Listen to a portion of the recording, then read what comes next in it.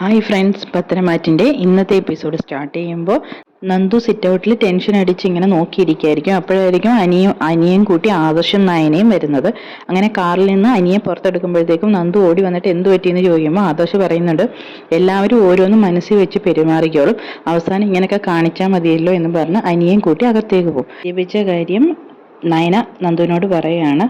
അതിനുശേഷം ആദർശ് അനിയെ കൊണ്ടുവന്ന് റൂമിൽ കിടത്തി കഴിയുമ്പോഴേക്കും ജാനകി അങ്ങോട്ടേക്ക് വരികയാണ്.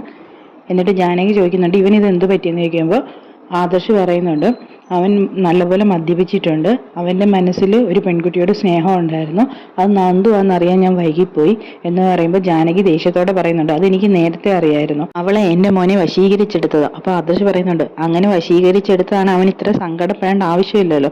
അപ്പോൾ ജാനകി പറയുന്നുണ്ട്, എനിക്ക് അനാമികയുടെ കണ്ണീര് കാണാൻ വയ്യ. അപ്പോൾ ആദർശ് ചോദിക്കുന്നുണ്ട്, അപ്പോൾ ഇളയമ്മയുടെ മകൻ്റെ കണ്ണീര് കാണാവോ എന്ന് ചോദിക്കുമ്പോൾ പറയും, നീ ഒന്നും പറയേണ്ട ആദർശേ, നിന്റെ ഭാര്യയും അനിയത്തിയും എല്ലാവരും കൂടെ ചേർന്ന് ഈ കുടുംബത്തെ ചതിക്കുക ചെയ്തത്. ആദ്യം അവളുമാർ മരുമക്കളായി വന്നു, അറിയാമല്ലോ, ജലജയ്ക്കും ഏട്ടത്തിക്കും ഒന്നും അവരെ കണ്ടുകൂടാ, ഇപ്പൊ എനിക്കും. അപ്പോൾ ആദർശ് പറയാണ്, എനിക്ക് അനിയുടെ സന്തോഷം തന്നെയാണ് വലുത്, ഞാൻ അതുകൊണ്ട് മുത്തശ്ശനെ കാണാൻ പോയതാണ്. ഉടനെ എനിക്ക് ചോദിക്കുകയാണ്, എന്തിന് നാളെ ഈ കല്യാണം നടക്കില്ലെന്ന് പറയാനോ? അങ്ങനെ എന്തെങ്കിലും സംഭവിച്ചു കഴിഞ്ഞാൽ നീ ഓർത്തു ആദർശ്, ഞാൻ ജീവനോടെ ഉണ്ടാവില്ല. അപ്പോൾ ആദർശ് പറയുന്നുണ്ട്, മുത്തശ്ശനെ എനിക്ക് കാണാൻ പറ്റിയില്ല, മുത്തശ്ശൻ ICUലായതുകൊണ്ട്. അപ്പോൾ ജാനകി പറയും, എന്തൊക്കെ പറഞ്ഞാലും നാളെ ഈ കല്യാണം നടന്നിരിക്കണം, അല്ലെങ്കിൽ നാളെ ഇതൊരു മരണ വീടായിരിക്കും, അനാമിക തന്നെ എനിക്ക് മരുമകളായി വരികയും വേണമെന്ന് പറഞ്ഞിട്ട് ജാനകി പുറത്തേക്ക് വരും. ആ സമയത്ത് നയനയും നന്ദുവും വാതിക്കൽ നിൽപ്പുണ്ടായിരിക്കും. അപ്പം നന്ദുവിൻ്റെ ബനിയനിൽ ഇങ്ങനെ പിടിച്ചുകൊണ്ട് ജാനകി പറയാണ്, നീ എന്തായാലും വിചാരിച്ച പോലെ നടന്നല്ലോടി, നാളെ നിൻ്റെ ഇഷ്ടത്തിന് നീ ഇവനെ വിവാഹം കഴിച്ചോ, പക്ഷേ എൻ്റെ മരണമായിരിക്കും നിങ്ങൾ മുന്നിൽ കാണുന്നത്, എല്ലാവരും കൂടെ അവസാന നിമിഷം നാടകം കളിച്ചോളാൻ പറയുമ്പോൾ ആദർശ് പറയുന്നുണ്ട്, ഇളയമ്മ ഇങ്ങനൊന്നും പറയണ്ട, നാളെ എന്ത് വന്നാലും അനിയുടെ കല്യാണം അനാമികയായിട്ട് നടക്കും. അപ്പോൾ ജാനകി പറയും, നടന്നാൽ നല്ലത്, അല്ലെങ്കിൽ നീ ഓർത്തോ ആദർശം, നാളെ ഇതൊരു മരണ വീടായിരിക്കും, അവസാന നിമിഷം എന്തെങ്കിലും നാടകം കളിക്കാനാണ് നിങ്ങളുടെ പ്ലാനെങ്കിൽ എന്ന് പറയുമ്പോൾ നയന പറയും, ഇളയമ്മ അങ്ങനെയൊന്നും പറയരുത്, ഞങ്ങൾ ഒരു നാടകവും കളിക്കത്തില്ല, ഞാൻ ഈ അവസാന നിമിഷമാണ് ആദർശനോട് പറയേണ്ട സാഹചര്യം ഉണ്ടായിപ്പോയതുകൊണ്ടാണ് നന്ദുവിൻ്റെ കാര്യം പറഞ്ഞതെന്ന് പറയുമ്പോൾ ജാനകി നയനയോട് ദേഷ്യപ്പെടുകയാണ്, നീ അവസാന നിമിഷം പറഞ്ഞല്ലോ, അപ്പോൾ ഇതെല്ലാം നിങ്ങൾ തമ്മിലുള്ള ഒത്തുകളിയാണെന്ന് പറയാണ്. എന്നിട്ട് ദേഷ്യപ്പെട്ട് പോവാണ്. അപ്പോൾ ആദർശ് പറയും, ഇളയമ്മ ഈ പറഞ്ഞത് ചിലപ്പോൾ നമ്മളെ പേടിപ്പിക്കാൻ വേണ്ടി മാത്രമല്ല, പണ്ട് ഇളയച്ചനെ ഇളയമ്മ സ്നേഹിച്ച സമയത്ത് കല്യാണം നടക്കില്ലെന്ന് പറഞ്ഞപ്പോൾ ആത്മഹത്യക്ക് ശ്രമിച്ച ആളാണ് ഇളയമ്മ, അതുകൊണ്ട് ഇപ്പോഴും അത് ചെയ്യാനുള്ള സാധ്യതയുണ്ട്. നന്ദു പറയാണ്, ആദർശേട്ടൻ ദയവ് ചെയ്ത് ഇത് മറ്റാരോടും പറയരുത്, എനിക്ക് അനിയുടെ ജീവിതം നശിപ്പിക്കണമെന്ന് ഒരു ആഗ്രഹവുമില്ല, നാളെ വിവാഹം കഴിഞ്ഞ് ഞാൻ ഈ വീട്ടിൽ നിന്ന് പോയിക്കോളാം, അമ്മയും ചേച്ചിയൊക്കെ പറഞ്ഞിട്ടാണ് ഞാൻ ഇന്നിവിടെ നിന്നത്, അല്ലാതെ ആരുടെയും കല്യാണം മുടക്കാനൊന്നും അല്ല എന്ന് പറഞ്ഞിട്ട് നന്ദു പോവാണ് അകത്തേക്ക്. അപ്പം നയന വന്ന് ആദർശനോട് പറയാണ്, ഇത് സിനിമയല്ലല്ലോ, ഇഷ്ടപ്പെട്ടവർ തമ്മിൽ ഒന്നിക്കാൻ വേണ്ടി എന്തായാലും അനിയുടെ കല്യാണം നാളെ അനാമികയായിട്ട് നടക്കണം, അത് മുന്നിൽ നിന്ന് നമ്മൾ നടത്തി കൊടുക്കുകയും വേണം എന്ന് പറയാണ്. അപ്പോൾ ആദർശ് പറയാണ്, എനിക്ക് തോന്നുന്നില്ല ഇത് ശരിയാവുമെന്ന്, അവൻ്റെ ജാതകത്തിൽ 2 വിവാഹം ഉണ്ടെന്നല്ലേ പറഞ്ഞേക്കുന്നതെന്ന് പറയുമ്പോൾ നയന പറയുന്നുണ്ട്, അതിനാണല്ലോ വാഴ കല്യാണം നടത്തിയത്. അപ്പോൾ ആദർശ് പറയും, അതൊന്നും ശരിയാവുമെന്ന് എനിക്ക് തോന്നുന്നില്ല, ഇപ്പം തന്നെ അവൻ മദ്യപിച്ച് ഇട്ടുണ്ടെങ്കിൽ അവന് നല്ല വിഷമമുണ്ട്, എന്തും സംഭവിക്കാം എന്ന് പറയാണ്. അപ്പോൾ നയന പറയാണ്, ഒന്നും സംഭവിക്കാൻ പാടില്ല, നാളെ ഈ വീട്ടിൽ ഈ കല്യാണം നടന്നിരിക്കണം എന്ന് പറയാണ്. പിന്നീട് കാണിക്കുന്നത് ജാനകി അജയൻ്റെ അടുത്ത് പോയി ഈ വിവരങ്ങളൊക്കെ പറയാണ്, അനി കുടിച്ചിട്ട് വന്ന കാര്യവും ആദർശ് ഇപ്പം നയനയ്ക്കൊപ്പം നിന്ന് ഈ കല്യാണം മുടക്കാൻ സാധ്യതയുണ്ടെന്നൊക്കെ പറയുമ്പോൾ അജയൻ പറയാണ്, നീ ആരെ കുറ്റപ്പെടുത്തിയാലും നയനയെ നെഗറ്റീവായിട്ട് കാണാൻ എനിക്ക് തോന്നുന്നില്ല, അപ്പോൾ പറയാം അവളാണ് ഇതിനകത്ത് ഏറ്റവും പെരുങ്കള്ളി എന്നൊക്കെ ജാനകി പറയാണ്.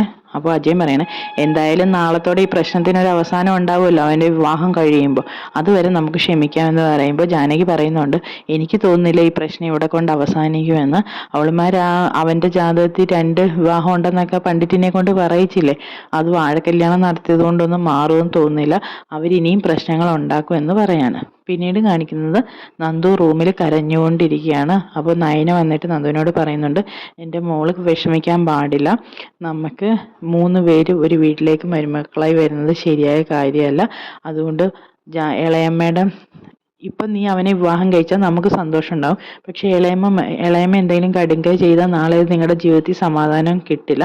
അതുകൊണ്ട് എൻ്റെ മോൾ അനിയെ മറക്കണം. നാളെ ഈ വിവാഹത്തിന് ഞങ്ങളോടൊപ്പം നീ വരികയും വേണം.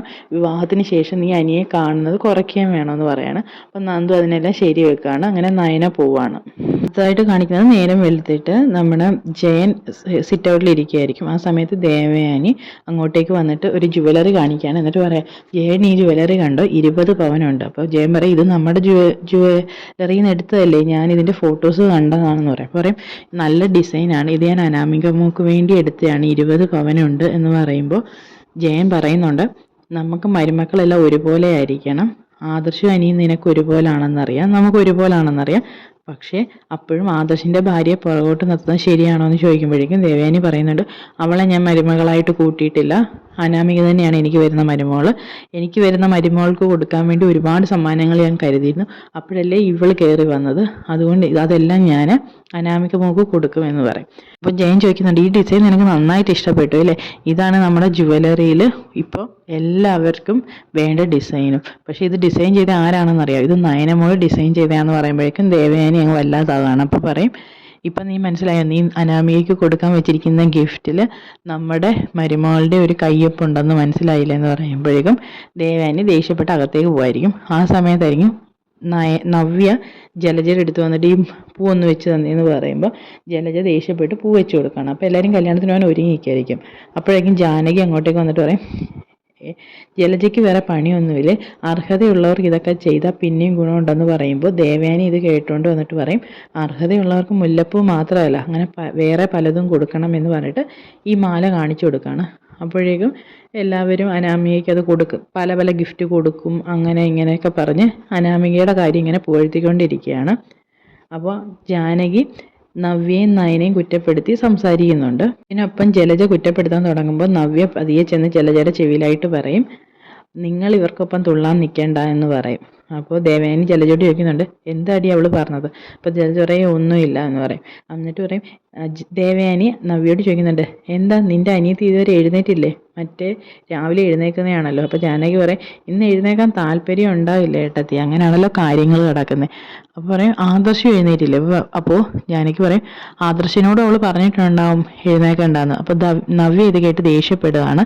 അപ്പോൾ നവ്യ പറയും, എന്തൊക്കെ വന്നാലും ആർക്കും ഒരു ദോഷം ഉണ്ടാവരുതെന്ന് ആഗ്രഹിക്കുന്നവരാണ് നയനയും ആദർശേട്ടനും, എന്നെപ്പറ്റി നിങ്ങളിങ്ങനെ പറഞ്ഞിരുന്നെങ്കിൽ കുഴപ്പമില്ലായിരുന്നു പറയുമ്പോൾ ജാനകി പറയും, ഇന്നേക്കാ പെരുങ്കള്ളിയാ നിന്റെ അനിയത്തി. അപ്പോൾ ജലജ പറയുന്നുണ്ട്, ഇത് ജാനകി നീ തന്നെ പറയണം, നീ ആയിരുന്നാലും ഇവളുമാരെയൊക്കെ എടുത്ത് തലയിൽ വെച്ചിരുന്നേ. അപ്പോൾ ജാനകി പറയും, അതിനുള്ള ശിക്ഷ എനിക്ക് കിട്ടി എന്ന് പറയുമ്പോൾ ദേവയാനി ഒരു സംശയത്തോടെ ജാനകിയെ നോക്കുകയാണ്. അപ്പോൾ നവ്യയോട് പറയും, പോയി നിന്റെ 8 മണിക്ക് പോകണം, പോയി നിന്റെ അനിയത്തിയും ആദർശനെയും വിളിക്കാൻ പറയുമ്പോൾ പറയും, എന്നെ കൊണ്ടൊന്നും പറ്റില്ല, നവ്യ ആരാന്ന് വെച്ചാൽ പോയി വിളിക്കാൻ പറഞ്ഞു. നവ്യ ദേഷ്യപ്പെട്ട അകത്തേക്ക് പോവാണ്.